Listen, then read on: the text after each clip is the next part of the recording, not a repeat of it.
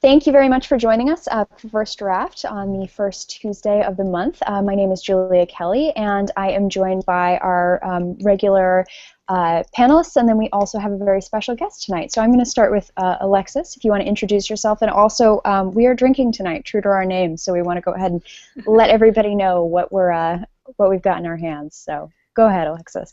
Hi, I'm Alexis Ann. I write contemporary and erotic romance. You can find me at alexisannbooks.com. And tonight I have a double tall whiskey.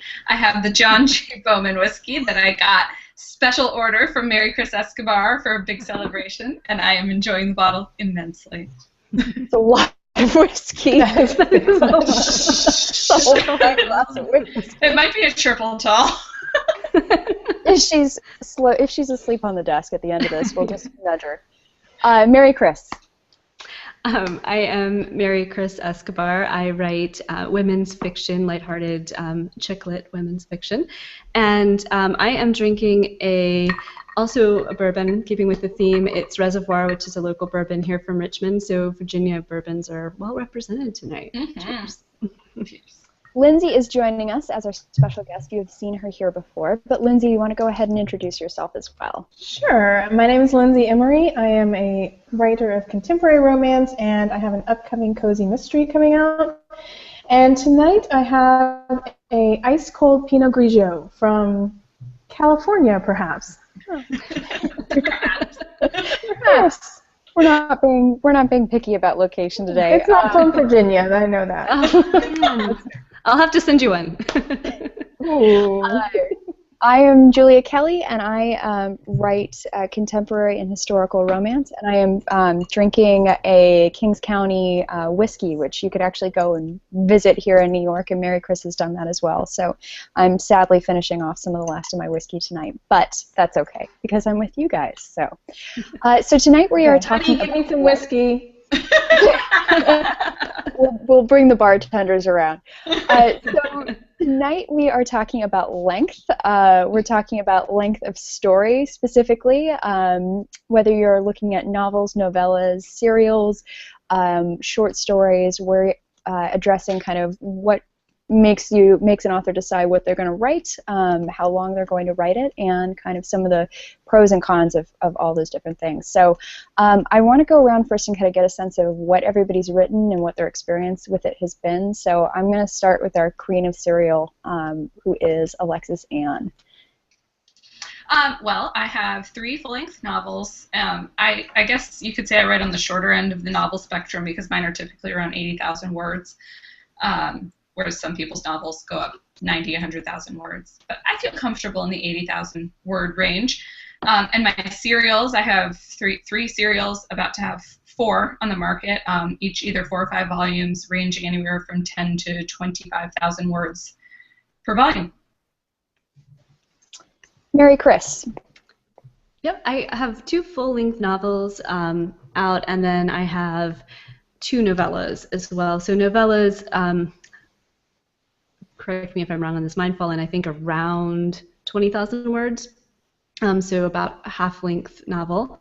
I've also done some short stories primarily or entirely on blogs as part of Blog Hops, and I did write a story as a serial on my blog, and I'll talk a little bit more about that later. How about you, Lindsay? Let's see, my contemporary romance that's published, ended up being about 80,000 words. My cozy that's coming out will be it's going to be around 70. And then just some short pieces here and there, but I'm really anxious to hear more about the serial business. I'll be taking notes from you ladies on that.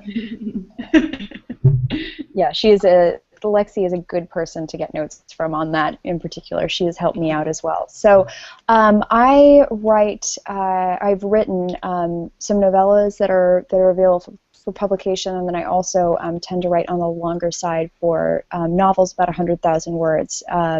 So I've had kind of experience with both of those, and then some short stories as well. I think we've actually all done the same blog hop or blog hops.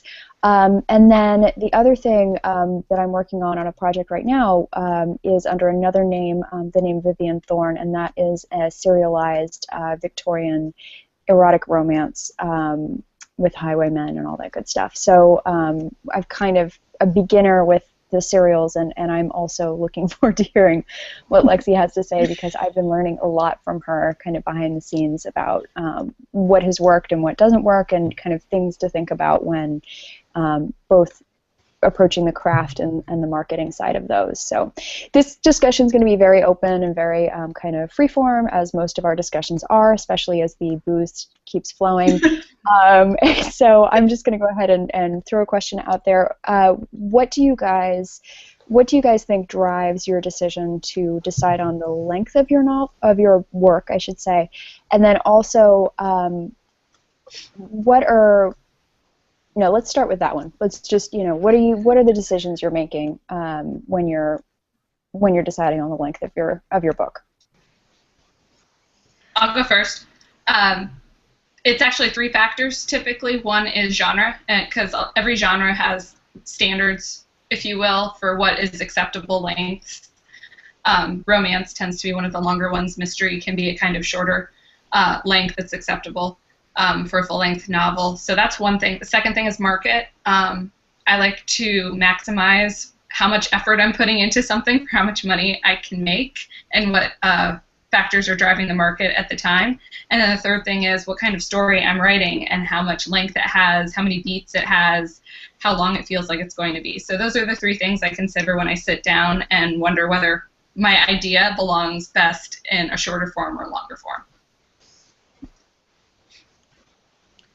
I would say I didn't really ever consider writing anything other than a novel until I went to RWA for the first time and kind of really started hearing about this concept of a novella. And for me, it became a way to try things out. I think especially from a marketing perspective, I'm not a fast writer, and so there's a huge time commitment in finishing a novel. And so to write something shorter and then try out different marketing techniques. Both of my novellas are actually free right now, and it's been really nice to kind of get to play with those, play with price, play with making them free, and not feel like it's something that I invested a lot of time, or the same length of time that I would invest in a novel. So for me, it was just kind of a way to try something out. It was like, a half novel, that's great. And I've also tied them in with my novels, so it's been a really fun way to explore some of the characters that I'd already created in novels and kind of give them their own stories. That sounds really good. I've always just decided to do whatever I could sell. So I guess when I was going for my contemporary romance, I guess I heard, I pick up these random facts. So somebody said like 85,000 words for a debut author, and I was like, oh, okay. I said eventually those 5,000 extra words got cut. But for my cozy, I really don't know. I just wrote the story, and the story came out at 70,000, and I thought it was going to be too short to sell, and it ended up nobody had a problem with that. I thought I was going to be told to make it longer. Nobody told me to make it longer because the story is what it is. I was going to be really having to scrape something to make it longer.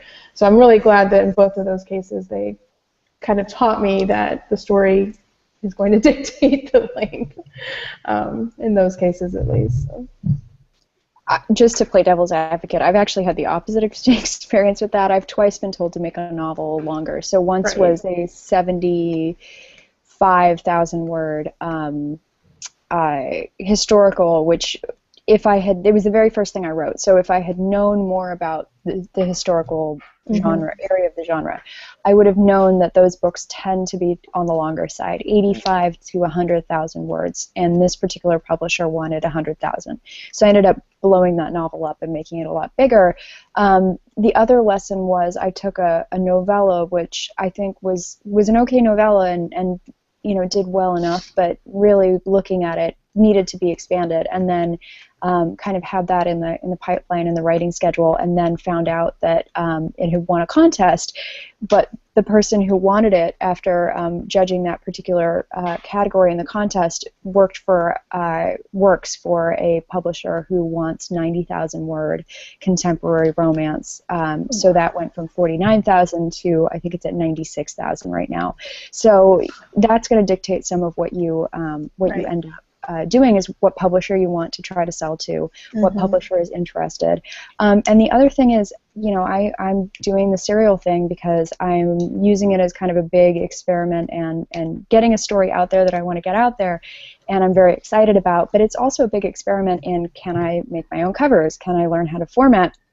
But it's also, can I make money? I mean, it's kind of the dirty word, I think, sometimes in some writing circles, talking about the fact that you actually want to make some money with your writing. But the reality is that kind of all of us have said decisions about length sometimes are made because of what you think you can sell, when you can sell it, who you can sell it to, and with this particular instance, I'm curious about. There's a huge wave of contemporary serial romance right now, which Alexis is very much a part of, and I'm curious to see if I can translate that over on the historical side as well, while learning all of those things that I think are ultimately going to be very, very valuable, no matter whether this does well or flops, or I end up getting a traditional contract somewhere down the line.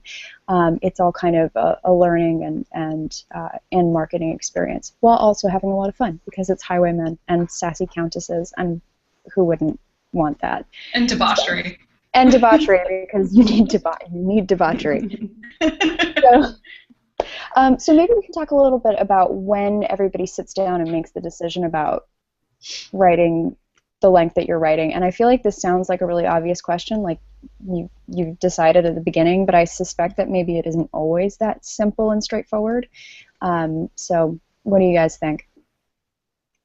Well, I think any phase of writing, it's a fluid thing. I mean, you can sit down and think that you're writing a 100,000 word novel and get 20,000 words in and realize, I don't have 100,000 words. This story only has so much to it, and vice versa can happen. So, I mean, it's like plotters and pansters and everything else. It's part of the writing process. You can start off with a vision, but until you're in the trenches and you're dirty and muddy and disgusting, you don't really know what's happening. And sometimes you don't know until you're done and you look back and you're like, what the heck did I just write? Half of this is crap, and I can cut out the B story and the C story and where I went off with another character, where did he come from?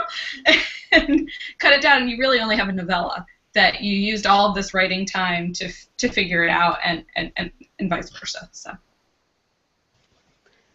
Yeah, I think for me, I did set out to write the two novellas that I wrote, but what's interesting is they were both spin-offs from novels, and so I had a lot of backstory, I had a lot of character development. I sort of intended them to be companions to novels. And so I did set out with the intent to do that.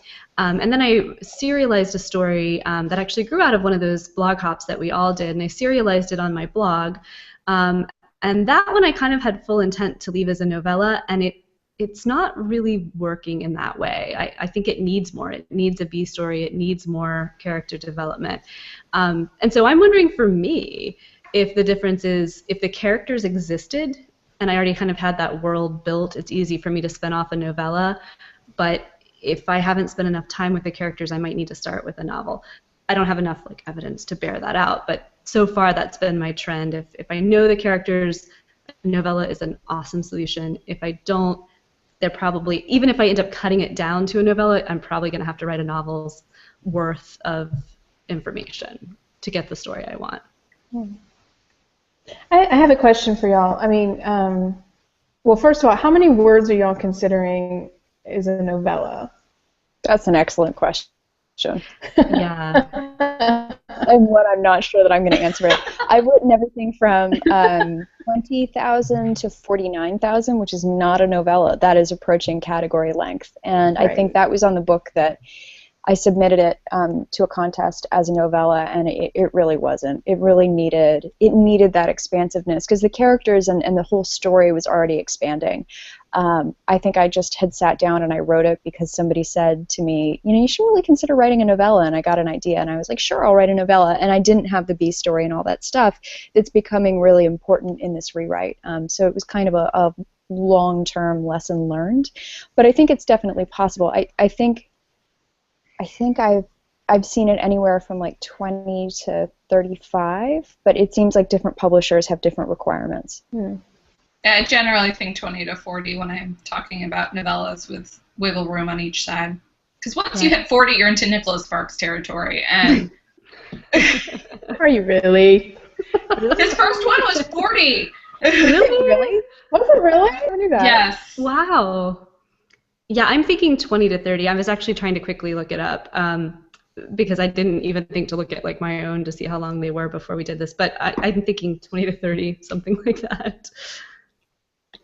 And then I had another question, because, I mean, like I said, I've only ever done novel lengths, but for those of y'all that have done serials, and do you decide how many installments you're going to do up front? Yes. Okay. So you're not only sitting down and saying, I'm going to do these short pieces, but I'm going to do so many of these short pieces. I do, yes. Okay. Partially because, again, I'm being driven by how much I want to be able to sell them for and make on the backside. So if I make them 4 or 5 episodes in length, I have more wiggle room on my final sale price of all 5 in the box set versus 3, which really limits you. That's a lot of math. It is. You know what's great though? When all that math comes to you in an email that's like an angel came down on the beam of publishing light and was just like, let me tell you everything that you need to know. And then that same person, angel, emails you again and is just like, here's more that I forgot. Let me give you a marketing plan. Oh, and by the way, if you want to learn Facebook ads, let's just spend some one-on-one time. I cannot tell you guys how. So earlier today on Facebook, this is a tangent, but whatever, we're already there. Earlier today on Facebook, I posted something up about how I feel very lucky to be in a community where people are generous with their knowledge and friendly people, and also support other women, which is very, very important for me. And that has been, more than anything else, I think the big learning lesson of the last 3 years between RWA and the people on First Draft and all the authors in my life and the readers too and the reviewers is how much people are willing to share with you, to teach you and to help you. And if it's a question of, I can't do this thing that I want to do on a cover, usually somebody's willing to be like, I can do that for you. Do you want it? It's going to take me 20 minutes. Do you want me to just do that for you? Or sending an email and being like, hey, here's something that worked really well for me. So I think other authors can be a great resource for this type of stuff. And you can ask. And maybe somebody will say no, it's their marketing strategy, it's their big secret, but, other people will be very generous. So that's what we're here for. Hopefully to answer some of those questions. So to that end, I got a lot of advice from Alexis, and one of the things that I decided was that I was going to try 5 parts of this serial. We'll see whether it ends up actually being 5 parts. That's the plan. I have 5 covers, so hopefully it's not anything more than that. And Part 5, Part 2. Right. Part 5.2. The return. And the other thing that Alexis told me was that it doesn't need to necessarily be exactly the same word count. So the first one can be fast, can have that fast-paced movement to it, especially because at some point, presumably, if you've got a lead-in of a bunch of parts, you want one of them to be free, so you can kind of capture people who are just taking a chance on you. So there's some little wiggle room within that stuff, and obviously you're probably not going to have a 15,000 word section and then a 50,000 word, story, but I guess you could if you wanted to. So it's just a question of what's going to make sense for your time, what's going to make sense for your money, and what's going to make sense for your story as well. And so I think it's kind of all of those questions that you're answering, and hopefully the big one is whether or not. It's like when somebody. Merry Chris. I know somebody's. That was my mom. I just. Oh, hey, Mom. So I think that it depends on what the story demands, and then you go from there. Because I think that the story is the most important part. And that is the key, is the story is the most important part. So you need to follow the story and not worry necessarily about how many words you're at. Sometimes I have to turn off the word counts and the how many words a day am I writing and all of those statistical technical things, because ultimately the only thing that matters is the story. So there is no overall word count for a serial. Is that kind of what you all are saying? That the serial really comes from the fact that you're splitting it up into parts. There's not an overall, like you're not going for, 85,000 overall split up, or there is generally some. One of my favorite things about serials is there are no rules. It's awesome and scary. It's awesome and scary. It's there really are no rules. It's whatever you want it to be. There's no mayor of serials telling you what things have to be. We mostly we're just following market trends and seeing what works. It's kind of like the Wild West. Serials are a little bit like the Wild West of publishing right now, and I love it, and I'm really enjoying being there. I forget where I was going with that. Sorry. Overall, there's no rules. Nobody has to tell you what your word count's going to be. Nice. Yeah, that's the takeaway.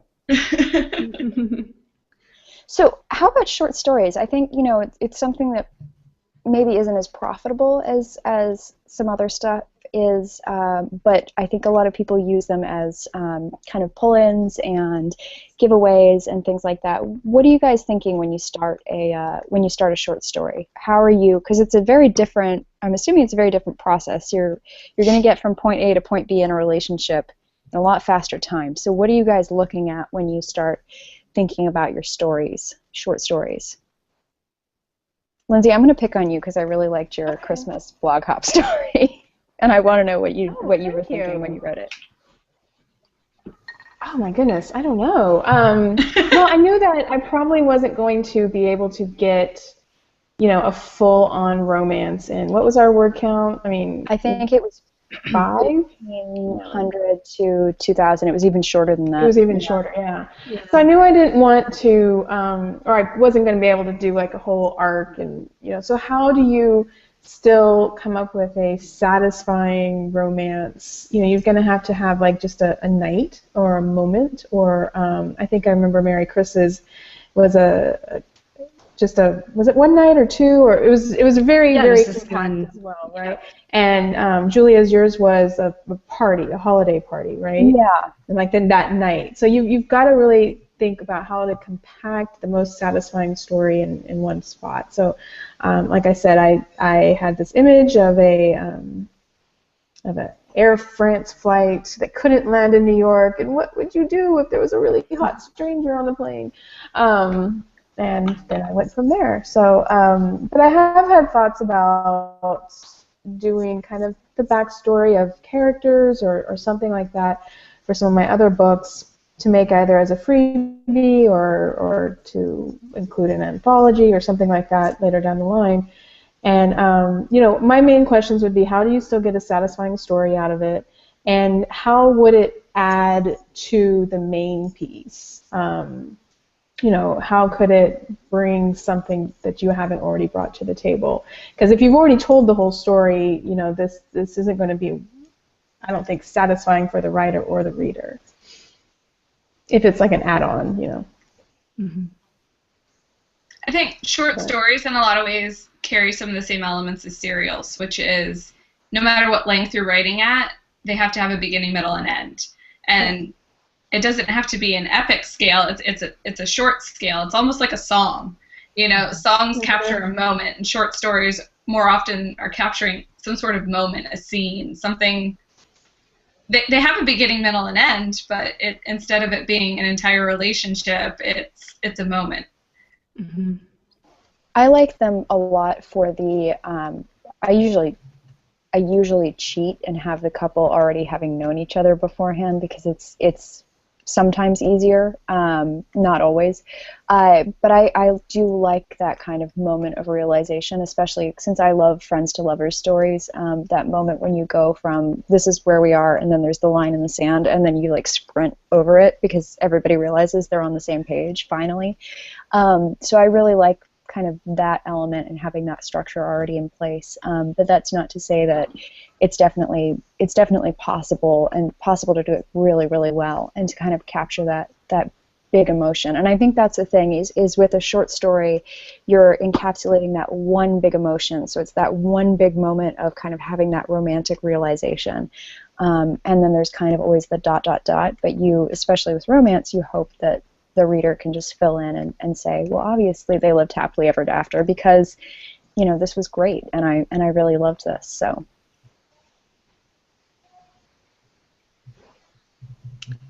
Yeah, I think I always just approach them as a scene. I think we've hit on everything, but I think I just lie to myself and tell myself it's not. Because my first reaction is always, I have to do what? In how many words? Because again, like, I never really considered for many years anything other than a full-length novel. So I'm like, wait, you want me to like condense this entire giant story? I have to write an entire story in 1,000 words. So I think I just think of it as a scene in my head. And again, thinking that a good scene or a good chapter would have kind of a beginning, middle, and end. And go from there. So I think I just lie to myself and I'm like, it's just a scene. Just a really good scene. I really like that because I've heard the advice, maybe it was at RWA last year, that every chapter of your long novel should be like a short story. So you could think of it that way and be like, I'm just pulling out this one little part. Exactly. And then you can use it to create a serial like Mary Chris did. And okay, guys, it's killing me talking about these serials. We're going to make you do one, and your agent's going to be very unhappy with us. I'm sorry, Cassie, right now. No, it's killing me, and I know Mary Chris and I have touched on this before, and if we're going to get to this, Julia, I apologize. But I'm going to have to find out about how you do beats in serials, if there's a beat overarching thing, or if there's one in each one, or how that works, and maybe this is going to be like in an incoming email from Alexa.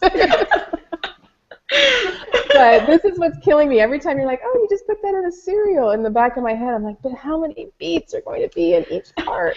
Are you a Save the Cat person? Yes, and I can actually answer that from another Save the Cat person. Okay. When I put it up on my blog, which I can get to that, but that was not the best idea in the world. But so I don't recommend doing that. But I actually every week was a beat. So because it was going to be a short snippet blog post, I posted literally a beat every week, and that's how I split it up.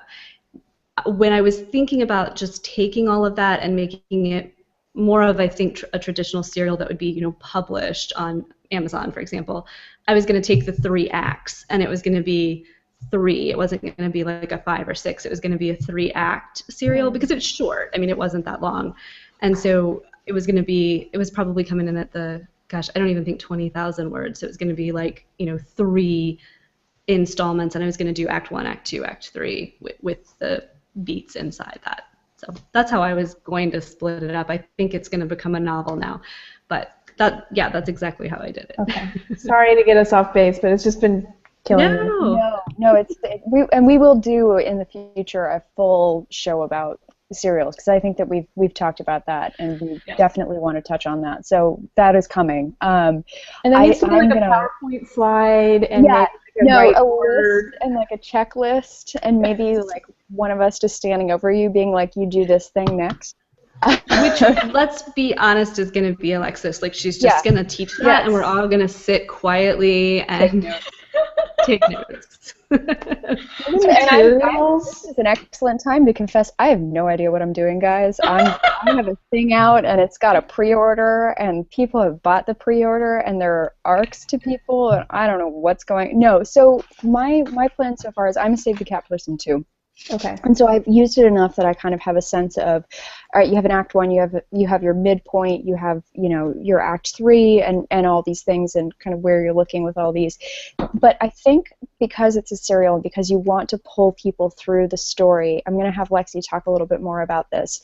But one of the things that she told me was everything needs to be structured like a television episode. It needs to have a beginning, a middle, and an end. And although that's not the end of the story, you need to hit those points, because what you're going to do is you're going to keep people reading, and that's what you really want to do. You want to keep people reading until they hit the back matter and they say, I have to figure out what happens next. I'm going to go ahead and click that pre-order for the next book. So that's kind of where I'm sitting right now, and hopefully planning on a very long flight to London very soon. So I'm flying a little bit more by the seat of my pants than I normally am, and it's kind of freaking me out, but I think it's a good kind of fear because it's making me move really fast. So Lexi, you want to talk a little bit more about how to address that kind of question of planning? The thing that I tell everybody, the thing I told Julia, is a serial is like a television series.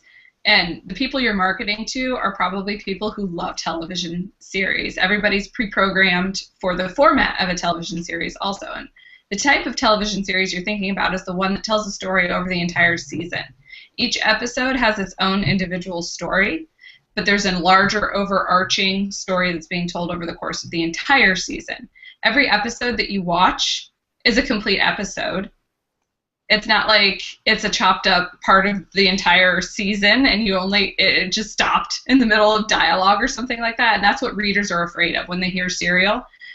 They're afraid you took an entire novel and chopped it up into pieces and you're trying to bilk them.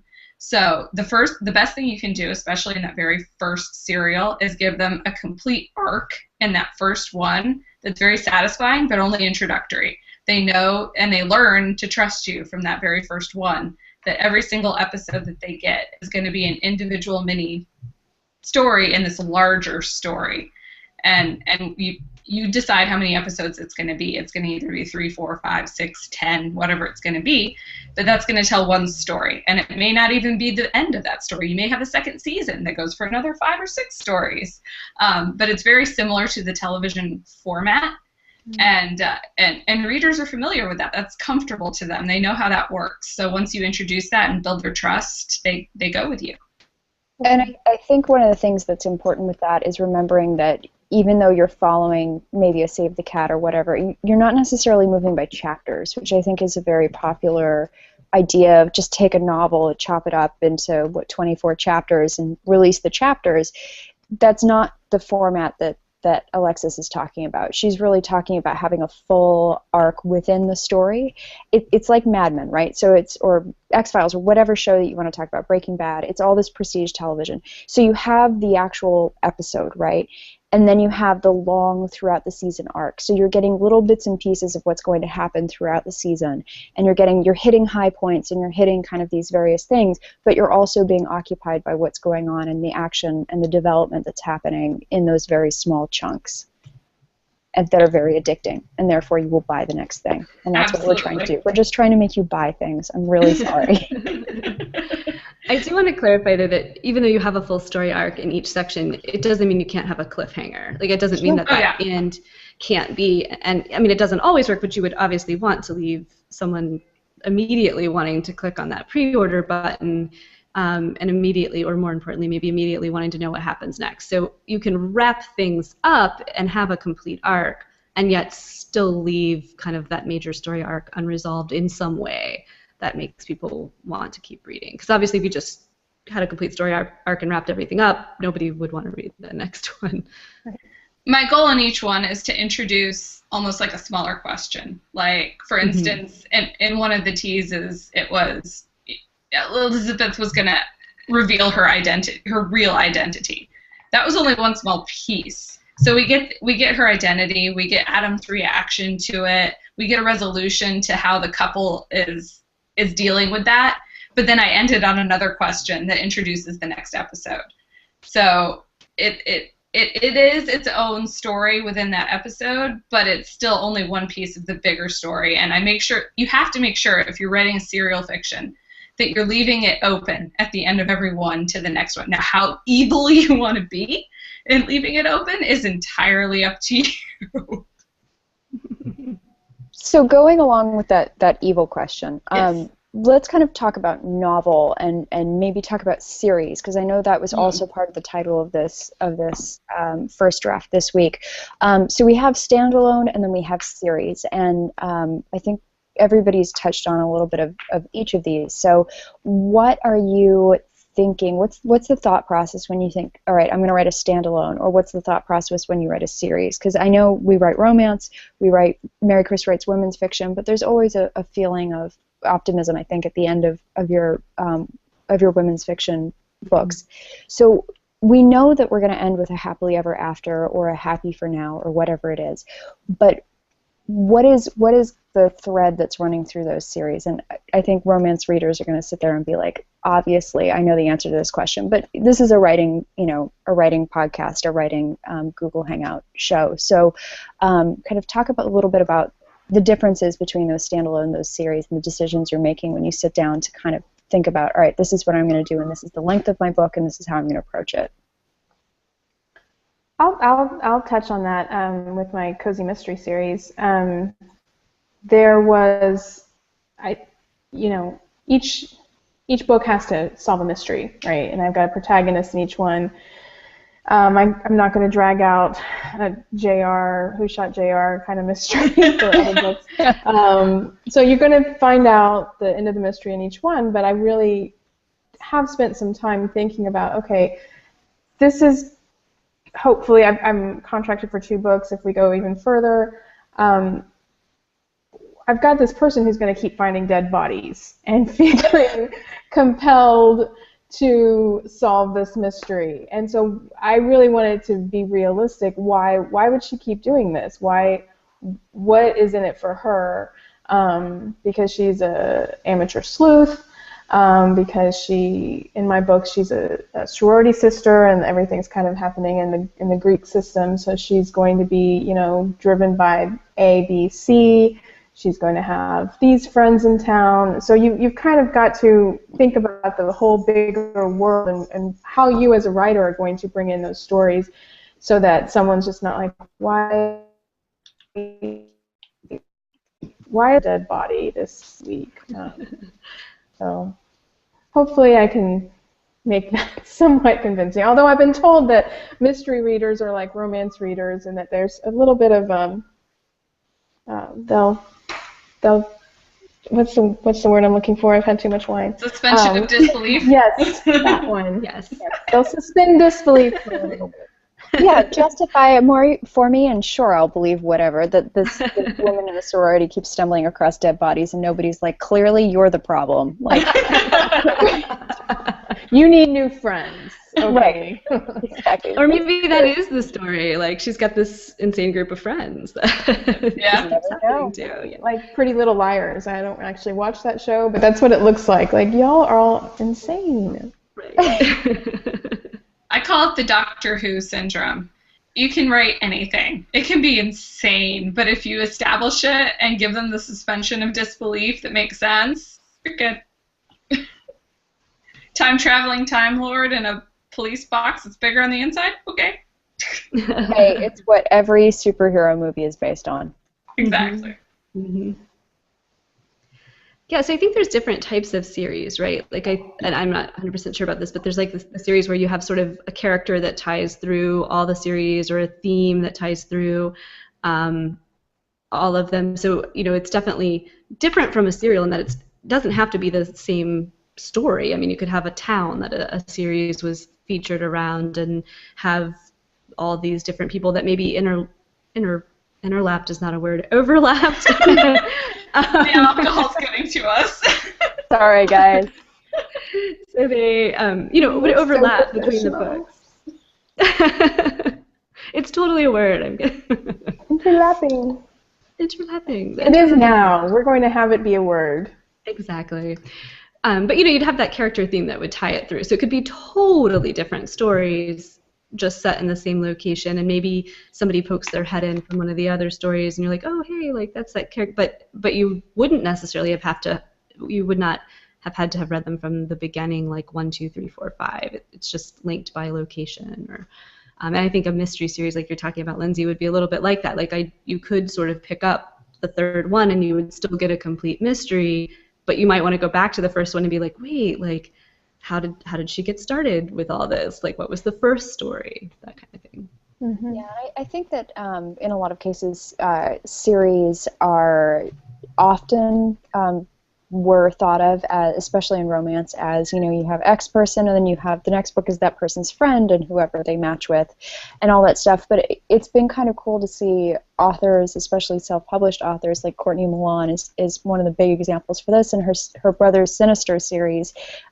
Tessa Dare also does this, where she'll do full-length novel, and then if there's a character and a story that maybe fits a novella, instead, she'll go ahead and put that in as well. And I actually have the RWA flash drive that's inserted in my computer right now from last year, and it has her conversation or her discussion about, I believe it was about making money as a writer who writes slow. Yes. And that was a really, really interesting strategy that she brought up, was the idea that you have these full-length novels, you know you're going to write them, you know you're going to write a series, but you write slower. So while you're in the process of doing that, also having those novellas come out, so things that are a little bit more self-contained, a little shorter, a little faster to write, will help you in terms of your rankings, your algorithms, and just your reader engagement, because you have something coming out.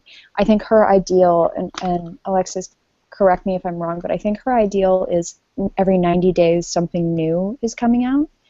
If you're following the Amazon algorithm, you want to hit every 90 days so that you are hitting the algorithm.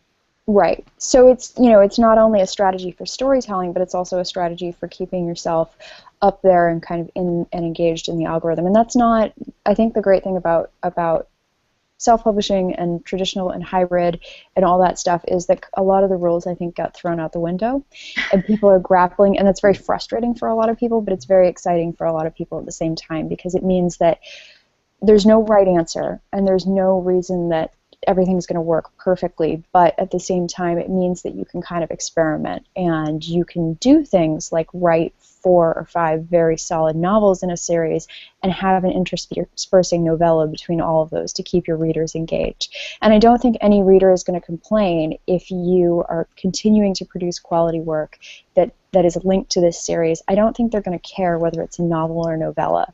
I think they just want content. They just want something from you that's with these characters that they've fallen in love with. And that's the great thing about the readers and the genres that we consume. And I'm a huge mystery reader as well, Lindsay. So, you know, the idea that you're following a detective or you're following a set of characters, it's exciting no matter what form you get it in. So, you know, we talked a little bit about short stories as extras. All of that's for the good. It's just a question of, you know, when you sit down, what are you going to do with it? How are you going to strategize? And how is this going to fit your own writing style and your own kind of marketing model? I think in romance in particular, there's 2 types of series, and one is where you follow the same characters throughout the series, and the other is where you do hop from related characters. Maybe it's in the same town or it's all related. Family. Yeah. Whatever the situation is, there's some sort of relating factor, and the other characters do pop in from time to time, but each one tends to kind of be a standalone, even though they're part of the same world.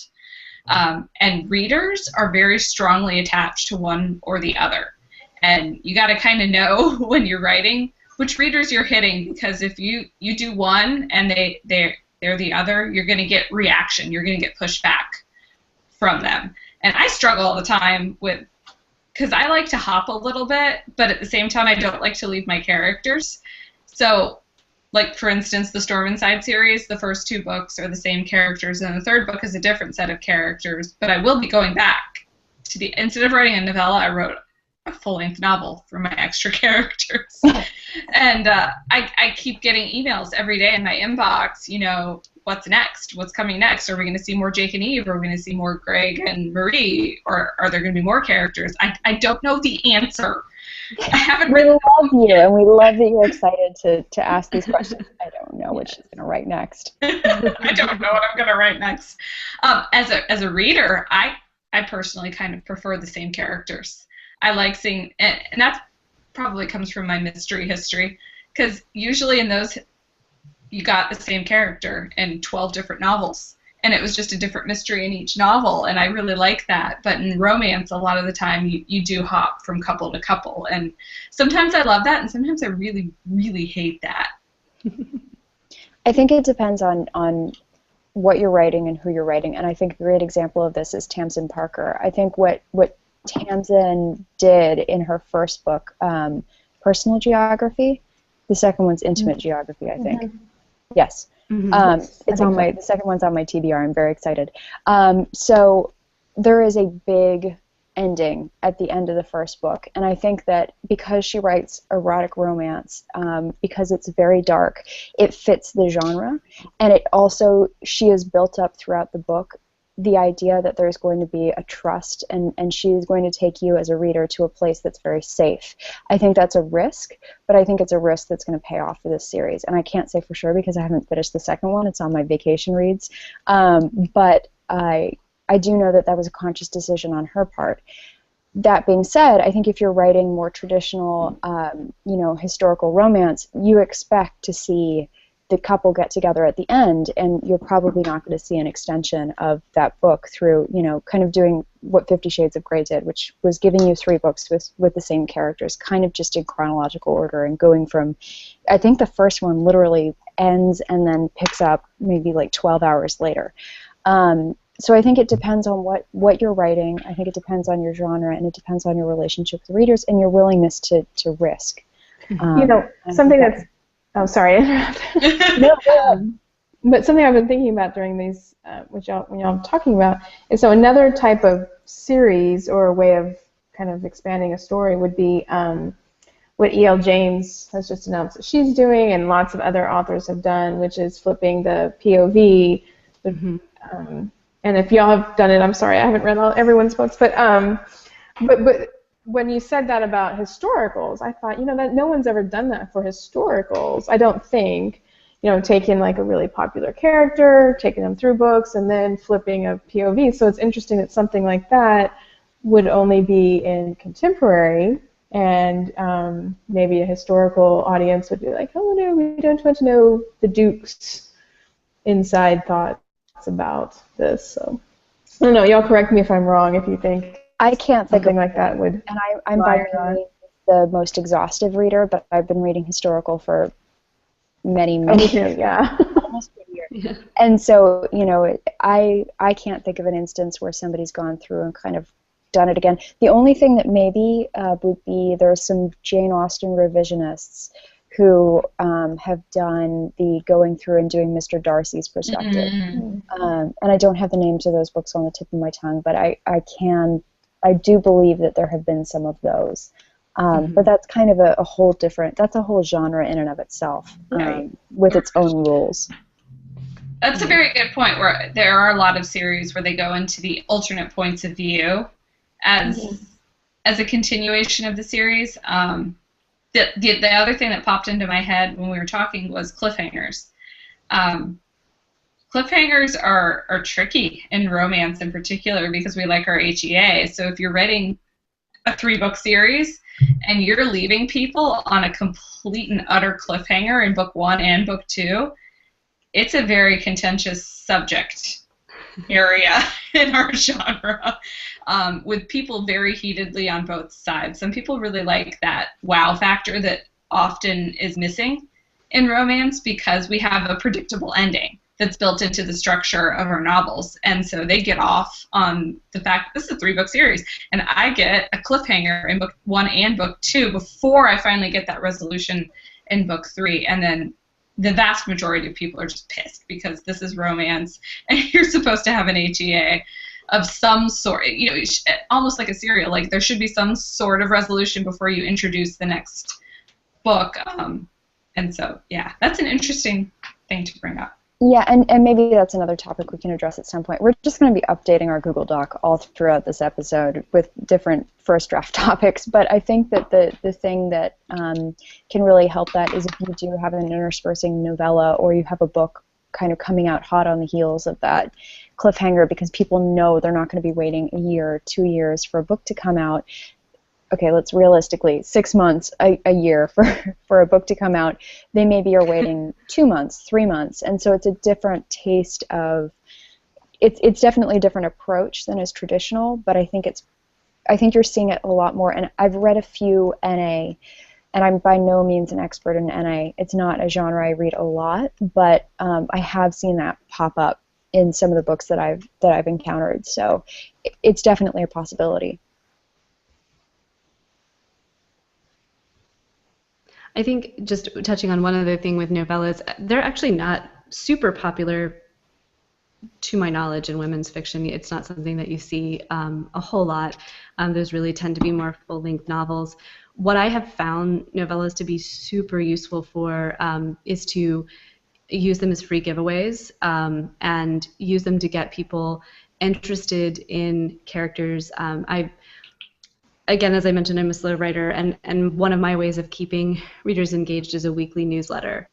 And I have been running a continuous free giveaway of a novella in exchange for signing up for my weekly newsletter, and that has worked really, really, really well for me. I do some promotion on Goodreads, and I've really seen my newsletter explode, which makes me really happy. And I'm still talking really small numbers when I say explode, but it still makes me really happy that I know I have these people that I'm showing up in their inbox every week, whether they open and read the email or not. They're seeing my name. You know, they're kind of not forgetting I'm there. So when I do get around to launching that next novel, they've heard of me. They haven't forgotten me. And so my free novella, I have one that's free for signing up for my newsletter and one that's just permanently free everywhere with lots of information about my other books and signing up for my newsletter, and they're character linked. And that has just, for me, they weren't selling when I had them out there for sale because, they don't really, it's not a big thing in women's fiction. And so it was just an easy decision to say, you know what, I'm going to make these free and try to use them as a marketing tool, and it's worked really, really, really well. I think it's an entry point for people to try out a new author, try out a new voice. And again, they're character linked, so if someone does like it, you know, it's very clearly labeled at the end, hey, like these characters are featured in this novel, and I've definitely seen some carry on from that. So I think if you try a novella and aren't seeing sales, look at what you can do creatively with that to use it towards marketing. Again, under the theory that you didn't spend a year writing it.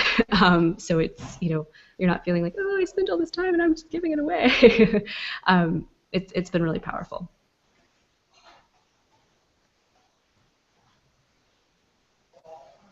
Well, I think even J.K. Rowling gives away free stories on her site, so Exactly. she doesn't need to keep building a readership, one would think. So Right. Sounds like a good idea. I think in some ways it just kind of engenders that good feeling of, oh, I'm getting something or getting an update on the characters. Mm-hmm. Well, ultimately, I mean, this is a little world we're creating, and we want to create a lot of fun and goodwill and all of that stuff, and interact with all of the other people who love our world. So novellas and short stories and freebies and all the things that we can do in the time that we have just enhance that in the world of a series. Y'all are getting me excited. I've got some good ideas now. I've seen some of your ideas. You should be excited. So we're reaching about our hour mark. So unless anybody has anything else they want to touch on in terms of, I just looked at the title of our thing again. Size does matter. In case you want to talk about how size matters with books. You're no fun. I know. I'm going to make this somewhat PG. So I think we're going to go ahead and go around and tell people kind of what we're working on, promo everything that you want to promo, and then we'll go ahead and call it a night. So why don't we go ahead and start in the same order we did introductions. So Alexis, you want to go ahead and take us off? Hi, I'm Alexis, and what do I have coming? I have Tempt coming this month. It is happening, I think. The first draft is done, so sign up for my newsletter at alexisannbooks.com. And then you'll get everything you need to know about Tempt, which is my newest serial.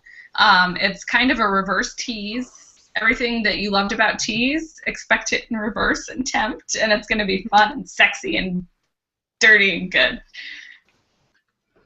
Put your thing down, flip it, and reverse it. Exactly. I'm really excited about this, guys. I got a peek at the blurb today, and it's really good. It's going to be really good. So, Mary Chris, what have you got coming down the pipeline? I just released my debut novel in paperback, which is super exciting to actually be able to hold it in my hands. It's sitting behind you on a shelf, I think. It is very I've subtly. been looking at it. Very pretty. It's really bright and cheerful. So Never-Ending Beginnings, which is sort of like the movie Groundhog Day meets My Best Friend's Wedding.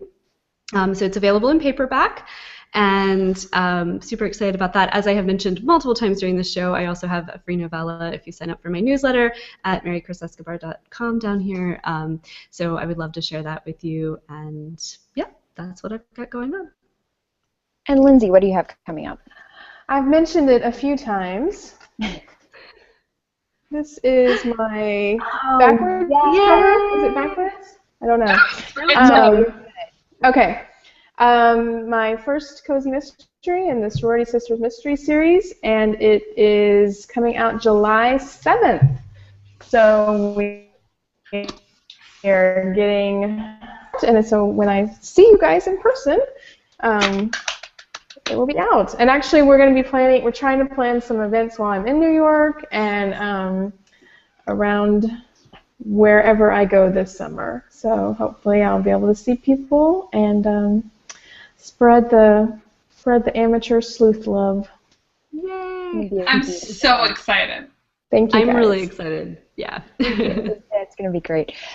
Speaking of RWA, so Lindsay's going to be doing things at RWA. We're also thinking about maybe doing something at RWA, maybe a happy hour.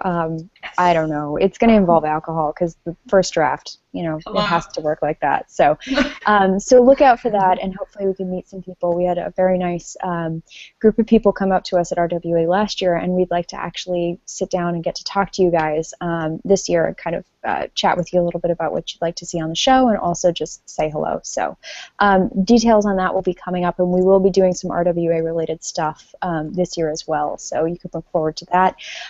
So I am Julia Kelly some days, and What do you mean, Julia Kelly? I don't know.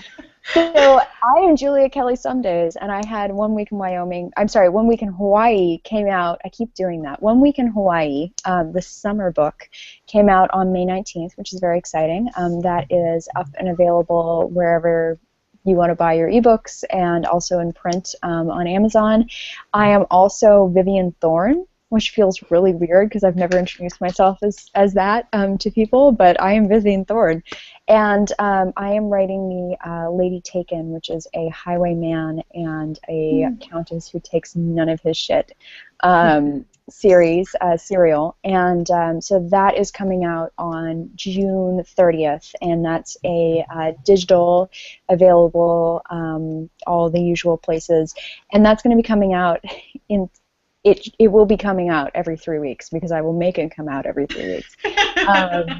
And it's very exciting. Some ARCs are out now, and it's up on Goodreads, and so you can start kind of see the reviews start coming in now. So that's my big serial adventure. So you can see where Alexis has guided me in the course of that serial. So or lured you.